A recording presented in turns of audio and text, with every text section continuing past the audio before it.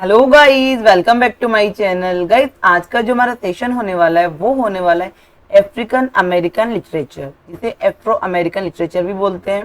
ठीक है गाइस, ये इंग्लिश लिटरेचर में मतलब अगर आप बात करें नेट की या फिर किसी असिस्टेंट प्रोफेसर के एग्जाम की, जो मतलब बड़े एग्जाम्स होते हैं गाइस, उनमें अफ्रीकन अमेरिकन लिटरेचर बहुत इंपॉर्टेंट टॉपिक है।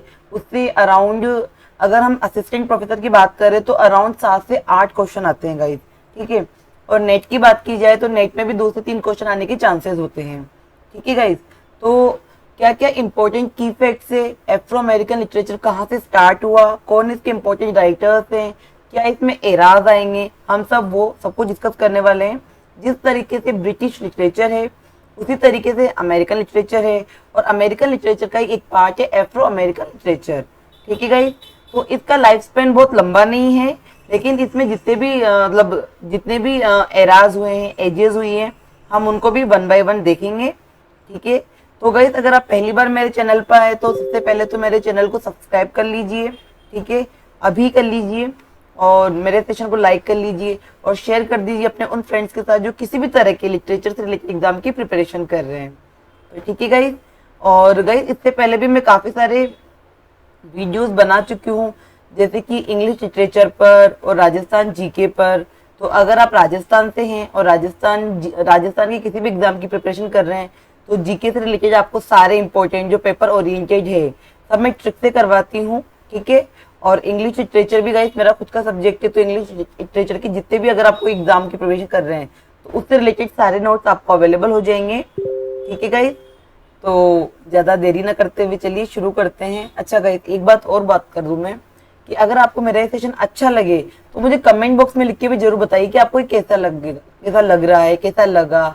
और अगर आपको इसी तरह के कोई और वीडियो आपको बनवाना हो, ट्रिक से बनवाना हो, या फिर कोई ऐसा टॉपिक है जो आपको नहीं समझ में आ रहा हो, आप कमेंट बॉक्स में मुझे लिख सकते हैं। मैं उसको अच्छे से कवर करवाने की, आपको ईजी वे में समझाने की पूरी कोशिश करूंगी। चलिए गाइस शुरू करते हैं।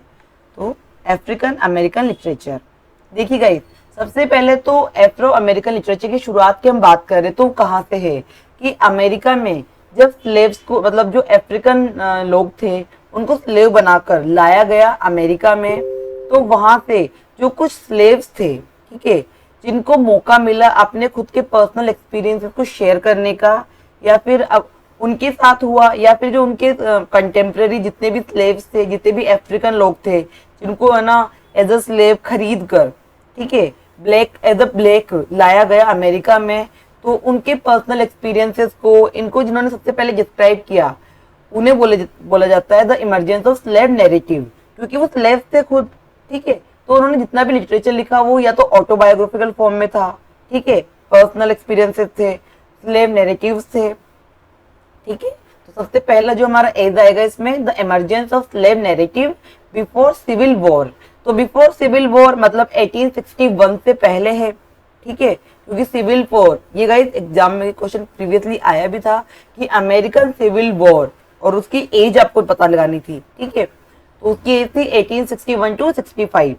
ठीक है, तो यही इसकी हमारी सेकंड एज भी हो जाएगी American Afro American civil war era, जो कि 1861 टू 65 है। फिर एक गाइस रिकंस्ट्रक्शन एरा, या फिर इसे कह सकते हैं आफ्टर सिविल वॉर एरा।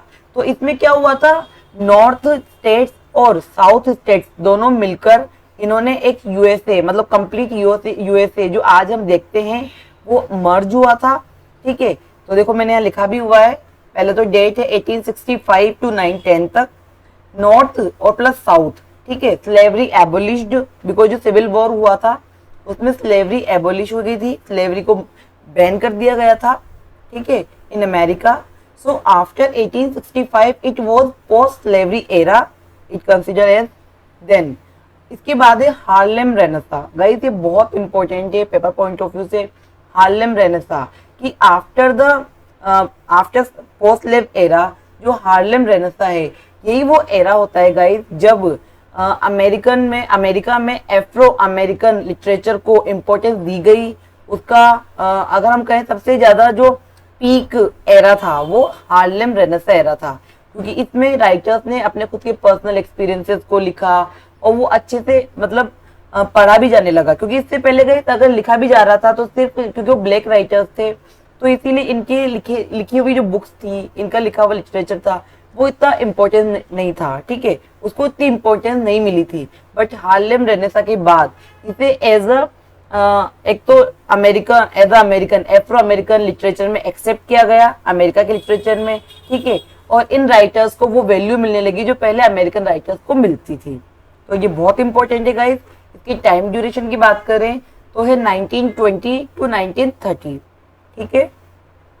इसके बाद हुआ सिविल राइट्स मूवमेंट। अच्छा, अब एक्सेप्ट तो कर लिया कि ब्लैक्स भी अमेरिकन मतलब अमेरिकन सिटीजन्स है, लेकिन उनको वो राइट्स नहीं मिले जो पहले अमेरिकन को थे, जो व्हाइट को थे, जैसे कि है ना वोट का अधिकार, इक्वलिटी का अधिकार, ठीक है, इक्वल स्पीच रिकॉग्निशन मतलब बात करने का, अपने राइट्स को, अपनी बात को रखने का, ये सारे राइट्स के लिए वहां पर मूवमेंट्स हुए, ठीक है, कॉन्फ्लिक्ट्स हुए व्हाइट्स वर्सेस ब्लैक्स के बीच में। ब्लैक्स अपने राइट्स चाहते थे इक्वालिटी के, एजुकेशन रिलेटेड और वोटिंग राइट्स, ठीक है, तो इसीलिए सिविल राइट्स मूवमेंट हुआ 1950 टू 1960।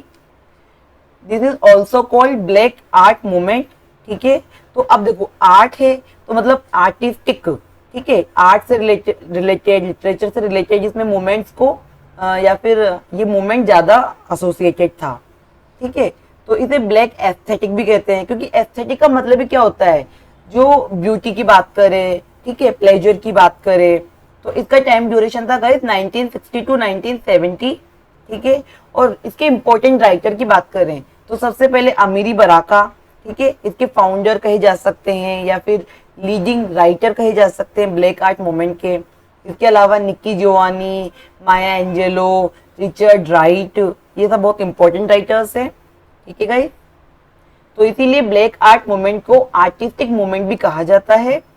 फिर है ब्लैक पीपल मूवमेंट, ठीक है गाइस। देखो ब्लैक पीपल मूवमेंट ये था सोशल एंड पॉलिटिकल मूवमेंट, जबकि मैंने बोला ब्लैक आर्ट मूवमेंट, आर्ट आ रहा है तो आप इससे एसोसिएट कर सकते हैं आर्टिस्टिक मूवमेंट था। तो देखो सोशल और पॉलिटिकल मूवमेंट है तो इसमें इक्वलिटी की, अपने पर्सनल राइट्स की, इन सब की बात की जाएगी, जबकि आर्टिस्टिक मूवमेंट केवल अपने पर्सनल एक्सपीरियंस को शो करता है ब्लैक्स के, कि उन्होंने क्या फेस किया, क्या फील करते हैं वो, उनका क्या कल्चर है, ये सब, ठीक है, वो ये सब रिप्रेजेंट करते हैं, जैसे वो किस तरह का म्यूजिक सुनते हैं, किस तरह के सोशल कस्टम्स है, ये सब आ गया आर्टिस्टिक मूवमेंट में। जबकि इसमें आएगा पीपल मूवमेंट में, जो ब्लैक पीपल मूवमेंट था, इसमें सोशल एंड पॉलिटिकल, तो इसमें अपने राइट्स की बात भी करेंगे, मतलब वो अपना कल्चर तो बताएंगे ही सही, बट वो अपने राइट्स की बात करेंगे, ठीक है, इक्वलिटी, एजुकेशन की, है ना, एज अ ब्लैक जो उन्हें राइट्स नहीं दिए हुए हैं लेकिन अब उन्हें राइट्स मिलने चाहिए, मतलब उनको भी एज अ जैसे व्हाइट्स को ट्रीट किया जाता है उसी तरीके से ब्लैक्स को भी ट्रीट किया जाना चाहिए, उनके संग कोई किसी भी तरीके का रेसिज्म नहीं होना चाहिए, ठीक है गाइस।